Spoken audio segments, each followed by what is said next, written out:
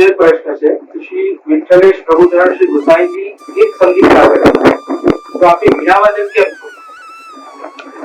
શ્રી ગુસાઈજીએ પુષ્ટિ માર્ગના અંદર રાગ, ભોગ અને શ્રૃંગારનો બહુ સુંદર વિસ્તાર કર્યો અને આપને સંગીતમાં વિશેષ રુચિ હતી. અમારા શ્રીનાથજી બાબાને પણ કીર્તનો ખૂબ પ્રિય છે. વીણાવાદન ઠાકોરજીને પણ ખૂબ પ્રિય હતું. પુષ્ટિ માર્ગમાં તો ઠાકોરજી જાગે છે રાગથી. રાગ, ભોગ અને શ્રૃંગાર, ચિત્તના નિરોધ માટે આ ત્રણ તત્વની વિશેષ આવશ્યકતા છે. શ્રી ગુસાઈજી વીણાવાદન કરતા પોતાના સ્વાંત સુખ માટે પણ અને ઠાકોરજીના તત્સુખ માટે પણ. પરંતુ પછી ગુસાઈજીને વિચાર આવ્યો કે વીણાવાદન કરતા એમની આંગળીઓ એ ખૂબ કઠોર થઈ જતી. હવે આંગળી કઠોર થાય અને પછી ઠાકોરજીની સેવામાં જ્યારે શ્રી ઠાકોરજીને અત્તર સમર્પવામાં આવે, સ્નાન કરાવવામાં આવે અને એ જ્યારે આંગળીઓનો સ્પર્શ ઠાકોરજીને થાય, ઠાકોરજી કોમલ છે તો એમને પરિશ્રમ પડે એવો તત્સુખનો વિચાર કરીને શ્રી ગુસાઈજીએ પછી નક્કી કર્યું કે વીણા તો કદાચ કોઈ બીજા પણ વગાડી લેશે અને ઠાકોરજી પ્રસન્ન થશે, પણ જે વીણા વગાડશે ઠાકોરજીની સેવા નહીં કરી શકે. એ અધિકાર તો વલ્લભકુલને અથવા વલ્લભકુલ દ્વારા નિયુક્ત કરેલા મુખિયાજીને જ છે. તો એ વખતે ગુસાઈજીના મનમાં વિચાર આવ્યો કે ઠાકોરજીને શ્રમ ન પડે એટલે એમને વીણાવાદન છોડ્યો. જીવનમાં જ્યારે ભક્તિ માર્ગમાં આપણે આગળ વધીએ, સેવા માર્ગમાં આગળ વધીએ અને જેમ જેમ ઠાકોરજીમાં આપણી પ્રીતિ વધતી જાય છે તેમ તેમ લૌકિક વિષયોમાં આપણી રુચિ ક્ષીણ થતી જાય છે. પ્રભુમાં જેમ જેમ આપણે આગળ વધશું તેમ તેમ લૌકિક વિષયો આપણા જીવનમાંથી છૂટતા જશે. શ્રી ગુસાઈજીને શ્રીનાથજીનો એટલો બધો વિરહ રહેતો અને હંમેશા ઠાકોરજીના તત્સુખનો એટલો બધો વિચાર કરતા કે બહારગામ પરદેશ પધારતા ત્યારે અમુક ફરસાણ, વાનગીઓ, ઘી, મિષ્ટાન આ બધાનો ત્યાગ કરતા, કારણ કે શ્રીનાથજીનો એમને એટલો બધો વિરહ થતો. અને પછી જ્યારે પરદેશથી પાછા વળતા હોય ત્યારે થોડાક દિવસ પહોંચવાના બાકી હોય ત્યારે પુનઃ એ બધી વસ્તુઓનું સેવન કરતા. કેમ? જેથી કરીને એમનું શરીર, શ્રીઅંગ એ વ્યવસ્થિત રીતે પુષ્ટ થયેલું દેખાય.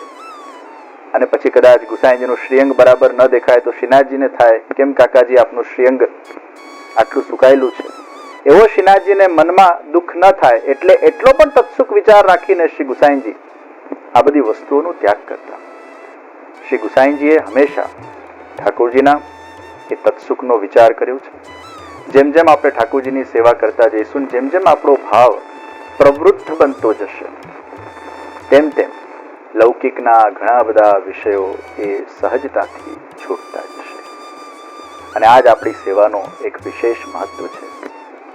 તમારું ચિત્ત ઠાકોરજીમાં જેમ જેમ લાગતું જશે, તમે સેવામાં જેમ જેમ પ્રવીણ થતા જશો અને જેમ જેમ ઠાકોરજીની તમારા પર કૃપા ઉતરતી જશે તેમ તેમ તમારા વાણીમાં, તમારા વ્યવહારમાં, તમારા વર્તનમાં, તમારા અંતર મનમાં ધીરે ધીરે પરિવર્તન આવતું જશે. એટલે સેવા કરવાથી તમારા વ્યવહારિક જીવનમાં પણ એની બહુ મોટી અસર એ દેખાતી હોય છે. જેમ જેમ ઠાકોરજીના એ ગુણોનો વિકાસ તમારા અંદર ભગવત સેવાના માધ્યમથી થતો જશે, કારણ કે તમે જેનું સેવન કરશો, જેનું સ્મરણ કરશો, જેના દર્શન કરશો, જેનું ઉચ્છિષ્ટ ભોજન કરશો એના ગુણો તમારામાં આવે છે. તમે જેનું નિરંતર સ્મરણ કરશો એની સુગંધ તમારા જીવનમાં પસરાય છે. અને તમારા વ્યવહારિક જીવનના અંદર પણ એ સાત્વિકતાની સુગંધ, એ સહજતાની સુગંધ, એ પવિત્રતાની સુગંધ એ પસરાવા લાગશે. એટલે પ્રભુની સેવા કરવાથી આપણા જીવનમાં ઘણું પરિવર્તન આવે છે. 84-252 વૈષ્ણવોનું સ્વરૂપ શું છે? 84-252 વૈષ્ણવો ભગવદ ઈચ્છાથી જ આ ભૂતલ પર આવ્યા. ભગવાનના ગોલોક ધામના જ આ બધા દૈવી જીવો છે. એ પોતે પ્રગટ થયા બીજા દૈવી જીવોને પણ પુષ્ટિ ભક્તિ માર્ગના અંદર એમને જોડ્યા.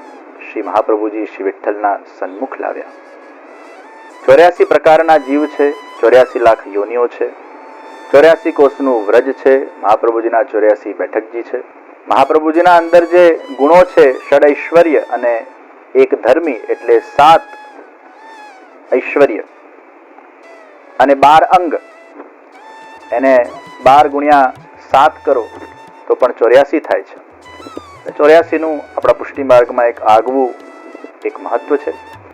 આ 84 જીવો, એમાં મુખ્ય 4 પ્રકાર: સાત્વિક, રાજસ, તામસ અને નિર્ગુણ.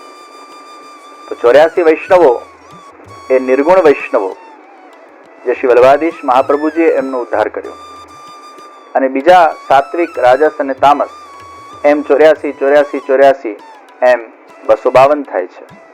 તો 84, 252 વૈષ્ણવો એ ભગવદ ઈચ્છાથી જ આ ભૂતલ પર પ્રગટ્યા છે, અને આજે પણ એમના એ વાર્તા પ્રસંગોને આપણે નિત્ય એનું શ્રવણ કરીએ છીએ, વાંચન કરીએ છીએ, અને એ વાર્તા વાંચનથી એવા વૈષ્ણવો બનવાની આપણા મનમાં ઈચ્છા પ્રગટ થાય છે. ઘણીવાર તમે જેને શ્રવણ કરો એના જેવા બનવાની તમારામાં ઈચ્છા થાય. એ 84, 252 વૈષ્ણવના 0.1% પણ ગુણો જો આપણામાં આવી જાય તો આપણું જીવન ધન્ય બની જાય. તો આ વૈષ્ણવો એ નવા જે વૈષ્ણવ પુષ્ટિ માર્ગમાં બ્રહ્મ સંબંધ લઈને આવી રહ્યા છે એમના માટે માર્ગદર્શન રૂપ છે, અને એટલે જ એમના ચરિત્રોનું રોજ આપણે શ્રવણ કરીએ છીએ. મહાપ્રભુજીએ કોઈને ને કોઈને નિમિત્ત બનાવીને આ બધા ગ્રંથોની પણ રચના કરી. આ બધા જ દૈવી જીવોને મહાપ્રભુજીએ સ્વયં, શ્રી ગુસાઈજીએ સ્વયં સેવા શીખવી એમને તૈયાર કર્યા, એમને પોતાના સાથે સત્સંગમાં રાખ્યા અને એમના જીવનનું ઉદ્ધાર કર્યું છે. શ્રી ઠાકોરજી કયા સાધનથી પ્રસન્ન થાય? ઠાકોરજીને પ્રસન્ન કરવા માટે નિસ્સાધનતામાંથી પ્રગટ થયેલું જે દૈન્ય છે, નિસ્સાધનતામાંથી પ્રગટ થયેલું જે દૈન્ય રૂપ સાધન છે, એનાથી જ ઠાકોરજી વિશેષ પ્રસન્ન થાય છે. શ્રી મહાપ્રભુજીએ સુબોધનીજીમાં બહુ સુંદર આજ્ઞા કરી: નહીં સાધન સંપત્ત્યા હરિ તુષ્યતિ કસ્યચિત ભક્તાનામ દૈન્યમેવૈકમ હરિતોષણ સાધન. ભગવાનને સૌથી વધારે પ્રિય શું છે? એ દૈન્ય રૂપી સાધન છે. પણ એ દૈન્ય રૂપી સાધન ક્યાંથી પ્રગટ થાય છે? એ નિસ્સાધનતામાંથી પ્રગટ થાય છે. ગોપીઓએ પ્રભુ જ્યારે અંતર ધ્યાન થઈ ગયા પછી ગોપી ગીત ગાયું. એ ગોપી ગીતનું સાધન કર્યું, પણ હજી પણ પ્રભુ પ્રગટ નથી થયા. પછી ગોપીઓ જ્યારે સંપૂર્ણ નિસ્સાધન બની, પેલા ગોપીઓને એવું હતું કે અમે આ બધા સાધનો કરીશું ને પ્રભુ પ્રસન્ન થઈને પ્રગટ થઈ શકશે. પ્રભુ ક્યારે પણ સાધનો વડે પ્રગટ થતા નથી. સાધનનો અભિમાન પણ ભગવાનને પસંદ નથી. હું આટલા મંત્રો કરું, હું આટલી માળા કરું, હું આટલી સેવા કરું, હું આટલા સત્સંગ શ્રવણ કરું, હું આટલી તીર્થયાત્રા કરું અને ભગવાને મને દર્શન આપવા જ પડશે એમ ભગવાન ક્યારે પણ કોઈ સાધનથી બંધાયેલા નથી. અને ઘણીવાર આપણા જીવનના અંદર એવા પ્રસંગો બને છે, સાધનોનો જ્યારે અભિમાન થઈ જાય છે ત્યારે વ્યક્તિ એ ભગવાનને ભૂલી જતો હોય છે અને એના સાધનોમાં જ એટલો રચ્યો પચ્યો હોય છે કે મેં આટલું કર્યું, મેં તેટલું કર્યું, મેં આટલી સેવા કરી, મેં આટલી માળા કરી, મેં આટલા અનુષ્ઠાન કર્યા. પરમાત્મા એ સાધનોના અભિમાનથી ક્યારે પણ પ્રગટ નથી થતા. પણ બધા જ સાધનો કર્યા પછી જ્યારે વ્યક્તિમાં નિસ્સાધનતા પ્રગટ થાય છે, આ હું કંઈ જ નથી કરતો, મારો પ્રભુ મારા પાસે કરાવડાવે છે, આ કેવલ જ્ઞાન નહીં પણ જ્યારે આ ભાવ એના આચરણમાં આવે. રાજા અમરીશજી હતા, આટલા મોટા રાજા થઈને પણ ઠાકોરજીની બુહારી પોતે કરતા, જરા પણ એમના અંદર અભિમાન નહોતું. એ સાધન પણ એ ભાવથી કરતા કે આ પ્રભુ મારા પાસે કરાવી રહ્યા છે, આ પ્રભુની બુહારી કરવી એ પણ મારું સૌભાગ્ય છે. એ પ્રકારનું દૈન્ય જનક રાજામાં એ દૈન્ય હતું. પ્રહલાદજીમાં નિસ્સાધન ભક્તિ એમને કરી છે. પ્રહલાદજી જ્યારે પોતાના એ બાલ મિત્રો સાથે બેઠા રહેતા, સતત પ્રભુના નામસ્મરણમાં એમ વ્યસ્ત રહેતા, પ્રભુ સાક્ષાત્કાર એમને કરાવતા. કોઈક વાર પ્રહલાદજી પાસે આવીને ઠાકોરજી બેસતા, ભગવાન પોતે એમને ગુદગુદી કરતા, પ્રહલાદજી ખિલખિલાટ હસવા લાગતા. એ વખતે ઠાકોરજી સાક્ષાત પધારીને આ એમના સાથે રમણ કરતા હતા. એ ભક્તોને નહોતું દેખાતું, એ બીજા એમના મિત્રોને નહોતું દેખાતું. અને એ વખતે પછી એ લોકોના મનમાં વિચાર આવતો કે આ પ્રહલાદ એકલો એકલો હસે છે, આ પાગલ થઈ ગયો છે. ઠાકોરજી એમને છોડીને જ્યારે જતા રહે ત્યારે એકલા એકલા રડવા લાગે.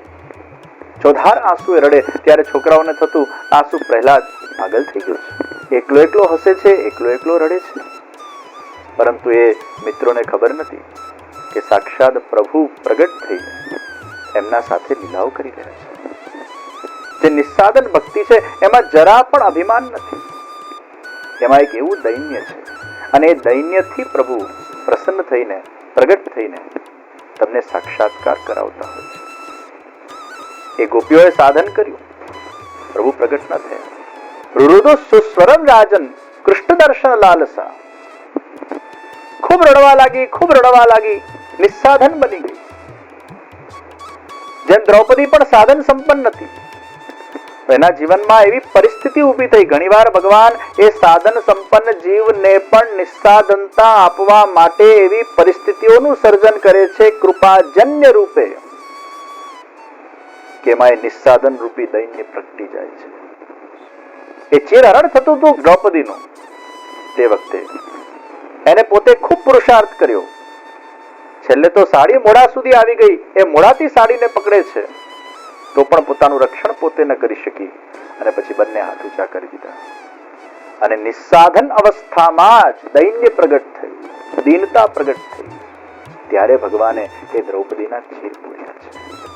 જ્યારે જ્યારે જીવ નિસ્સાધન બને છે, ગોપીઓ નિસ્સાધન બની અને નિસ્સાધનતામાંથી જે દૈન્ય પ્રગટ થયું એનાથી ઠાકોરજી પુનઃ પ્રગટ થયા અને પછી ગોપીઓ સાથે ભગવાને રાસ રમ્યું છે. એટલે સાધનથી ભગવાન મળે છે એવું નથી, પણ સાધન કરતા કરતા જ્યારે આપણા અંદરથી આપણી જે અહમતા અને મમતા છે એ જ્યારે પ્રભુમાં જોડાઈ જાય છે અને પ્રભુમાં જ્યારે અહમતા અને મમતા જોડાઈ જાય, એ પૂર્ણ દાસત્વ ભાવ આપણામાં જ્યારે પ્રગટ થઈ જાય, પૂર્ણ નિસ્સાધન અવસ્થાનો જ્યારે આપણે અનુભવ કરીએ અને એમાંથી જે દીનતા પ્રગટ થાય છે એનાથી જ પ્રભુ પ્રસન્ન થતા હોય છે. એટલે પ્રભુને નિસ્સાધનતા એ અત્યંત